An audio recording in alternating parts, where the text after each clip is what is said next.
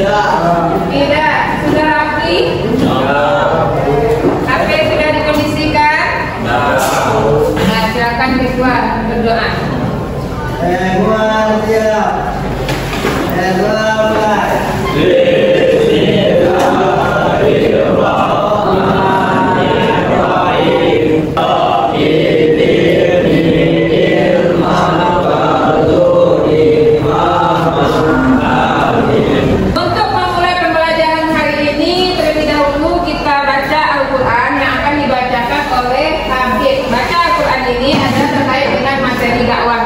Silakan Habib bacakan Al-Quran.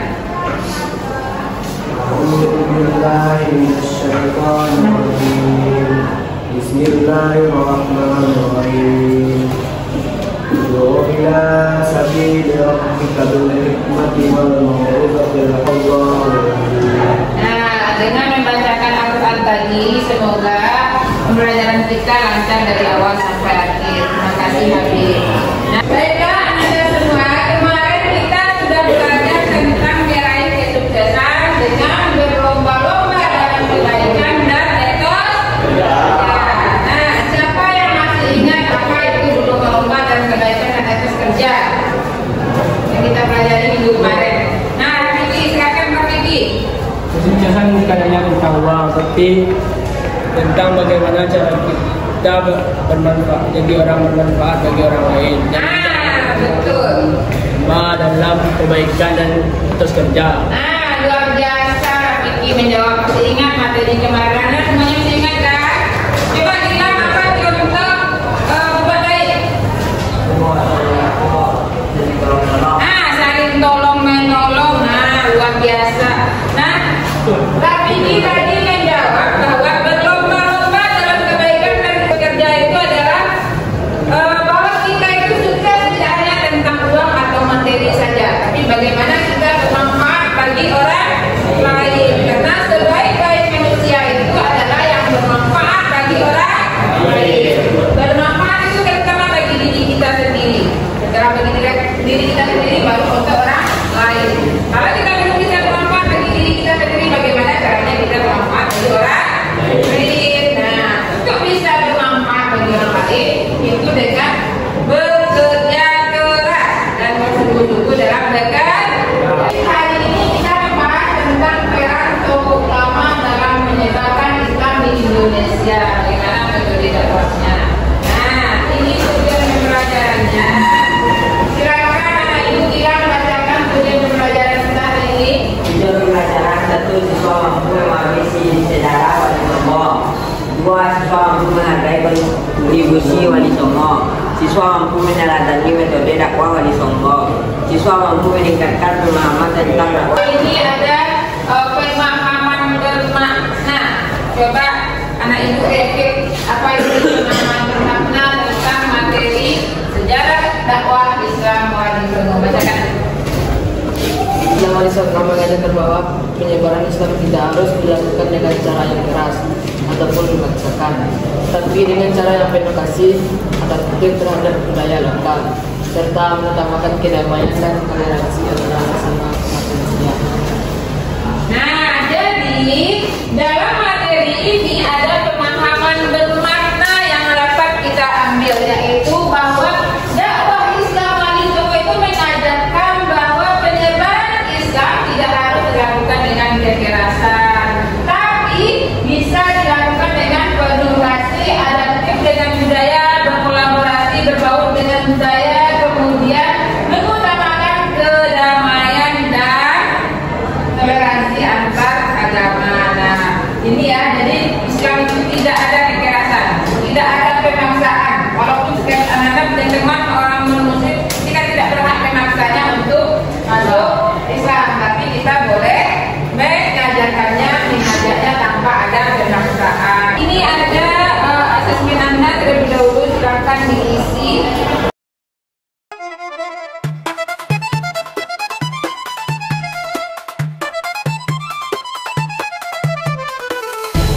Dan baiklah Anda semua, kita sekarang masuk pada pembahasan materi Wali Songo. Nah, di depan ada pengertian tentang Wali Songo. Coba anak ibu Kendi, apa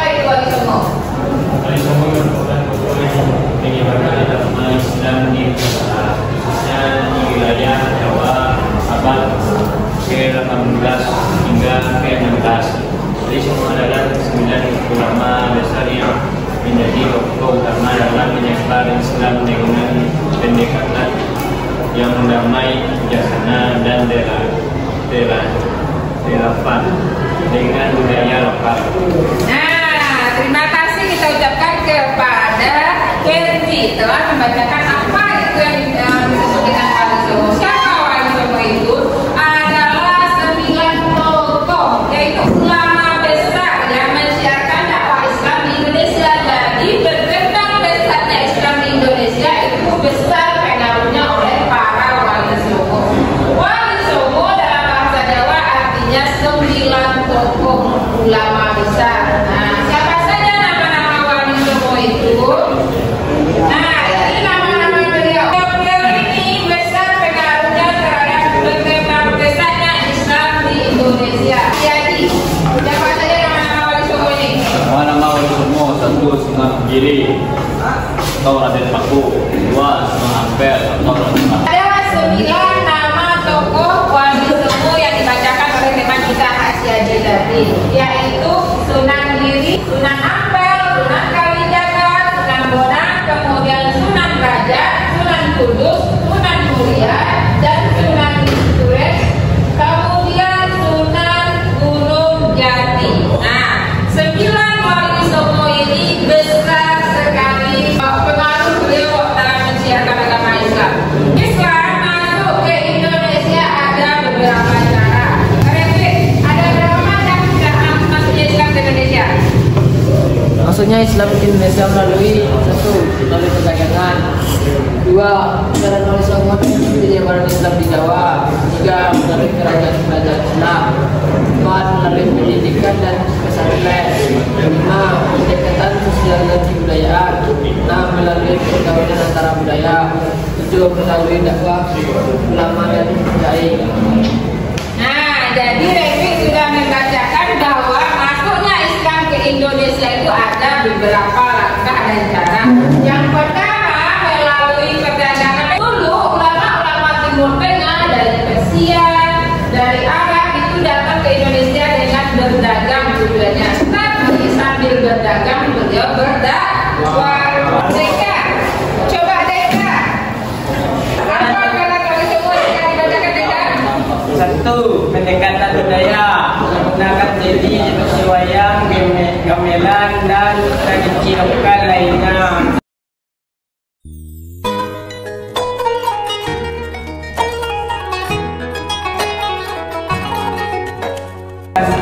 Berbuat baik kepada orang lain. Nah, baik, terima kasih Deka sudah membacakan bagaimana peran para tokoh Wali Songo di Indonesia. Jadi Wali Songo itu benar-benar dakwah beliau itu memberikan teladan yang baik. Baik Kak, peran Wali Songo dan saya semua paham? Ya silakan Alvino, ada yang mau ditanyakan? Saya tidak paham dengan pendekatan budaya. Nah, dengan pendekatan budaya ada Alvino kurang paham. Kira-kira ada yang bisa bantu jawab Ibu dengan pendekatan budaya ini? Ada. Jadi, berarti Anda belum paham tentang pendekatan budaya. Nah, pendekatan budaya apa yang berkembang di masyarakat waktu itu? Kebetulan masyarakat Jawa itu seperti menggunakan seni seperti wayang dan gamelan. Nah, seni wayang ini kan adalah seni bermain sandiwara, ya. Nah, ketika itu yang dimainkan di situ adalah dakwah Islam. Yang sandiwaranya itu digunakan adalah sandiwara penyampaian dakwah Islam. Nah, jadi wayang itu bermain bagaimana nasihat Islam disampaikan dalam permainan wayang tersebut. Ya, paham Anda tahu kan permainan wayang? Nah, sampai di situ paham ya nak tentang Wali Songo dan perannya di Indonesia. Nah, kalau begitu pembelajaran kita hari ini dengan cara belajar dengan metode diskusi dengan berdiferensiasi. Nah, berdiferensiasi ini adalah anak-anak yang dibagi 3 kelompok dengan bentuk 3 tugas. Tugas pertama yaitu membuat poster tentang nasihat yang diberikan oleh Wali Songo. Tugas kedua, membuat makalah tentang Wali Songo. Tugas ketiga adalah podcast tentang Wali Songo. Jadi ini kelompok 1, 2, dan 3. Silakan bentuk kelompoknya.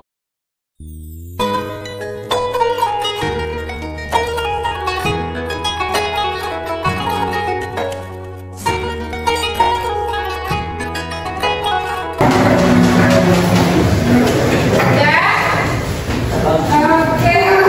Nah, silakan Ananda bikin tugas sesuai minat masing-masing. Kasih waktu selama 40 menit dalam menyelesaikannya.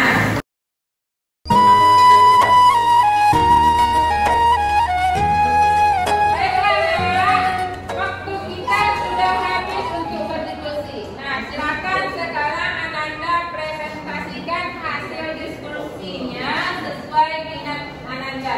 Nah, kelompok 1, apa bentuk diskusinya yang dihasilkan? Makalah. Baik, dari kelompok 1 mereka membuat makalah. Silakan presentasikan makalahnya.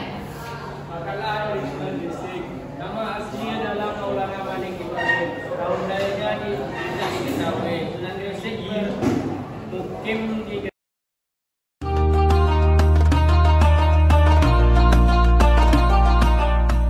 persuasif terhadap penganut ajaran Hindu dan Buddha yang telah lama dipeluk sebelumnya.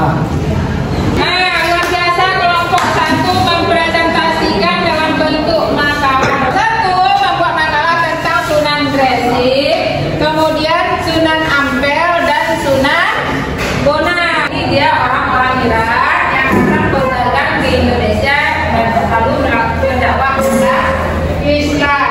Nah, dari penampilan kelompok 1, siapa yang ada yang mau bertanya? Silakan Habib bertanya. Apa yang mau ditanyakan kepada kelompok 1? Apa nama pesantren yang didirikan oleh Sunan Ampel?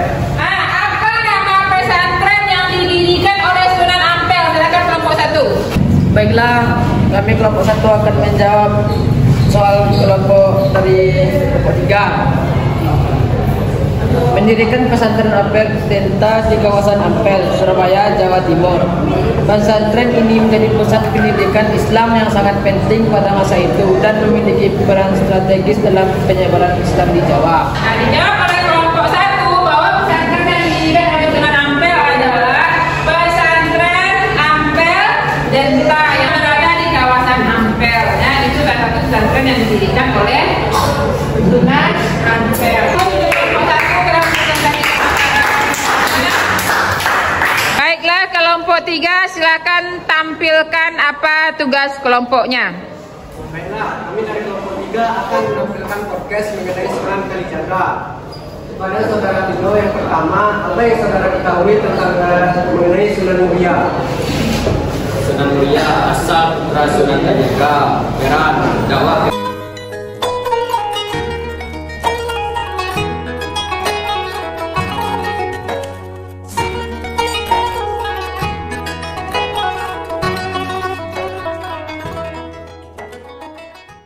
Permainan anak-anak.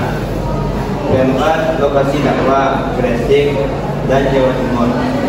Baiklah, demikian podcast dari kami kelompok 3. Kembali kami serahkan kepada Bu Devi. Baiklah, kelompok 3 sudah mempresentasikan podcastnya. Nah, Anda paham apa yang disampaikan oleh kelompok 3? Ada 3 orang sunan yang disampaikan oleh kelompok 3, Sunan Muria, kemudian Sunan Gunung Jati, kemudian Sunan Giri. Ada pertanyaan tentang 3 sunan ini untuk kelompok 3? Silakan Pak Lan. Apa yang ditanyakan kelompok 3? Saya bertanya ke kelompok 3. Apa perbedaan antara dari Sunan Giri? Pak Lan menanyakan bahwa Sunan Giri itu salah satu dakwahnya melalui melalui permainan anak-anak. Apa contohnya? Coba kelompok 3 dijawab. Permainan tradisional yang mengandung nilai Islam, supaya dongeng dan cerita rakyat.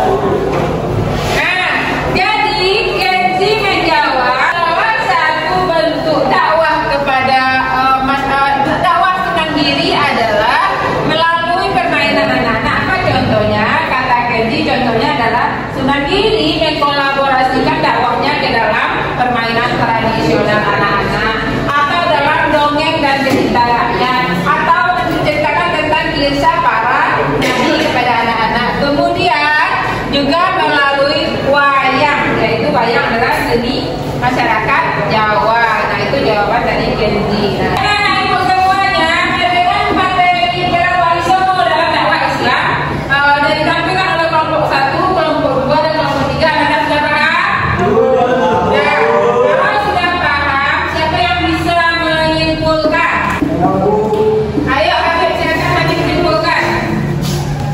Islam Wali Songo sangat sukses karena pendekatannya yang bijaksana, inklusif, dan adaptif terhadap budaya setempat. Mereka mampu menyebarkan ajaran Islam dengan cara yang damai dan harmonis, mengintegrasikan ajaran agama dengan kehidupan sosial masyarakat, serta memberikan pendidikan yang mendalam. Hasilnya, Islam berkembang pesat di Indonesia, khususnya di Jawa, dan banyak menginspirasikan kehidupan moral dan sosial yang baik.